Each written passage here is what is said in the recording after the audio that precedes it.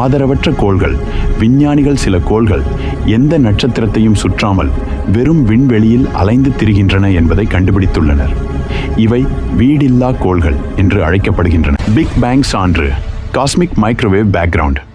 விஞ்ஞானிகள் பிரபஞ்ச பிறப்பான big bang வெடிப்பின் பின் மீதமிருந்த மிக மெல்லிய கதிர்வீச்சை கண்டுபிடித்தனர்.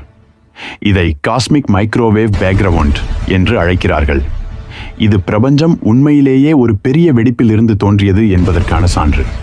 சனியின் சந்திரன் டைட்டன். சனியின் டைட்டன் என்ற சந்திரனில் நதிகளும் ஏரிகளும் உள்ளன.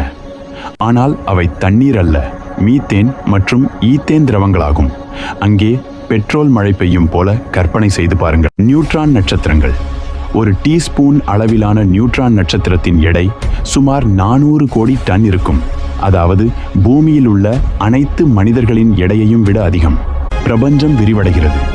விஞ்ஞானிகள் கண்டுபிடித்தது என்னவென்றால், பிரபஞ்சம் மந்தமாகாமல் இன்னும் வேகமாக விரிவடைந்து கொண்டிருக்கிறது. இது நம் பிரபஞ்சம் பற்றிய புரிதலை முற்றிலும் மாற்றியது. இந்த அதிசயமான விண்வெளி கண்டுபிடிப்புகளில் எது உங்களுக்கு அதிக ஆச்சரியம் அளித்தது? கமெண்டில் சொல்லுங்கள்.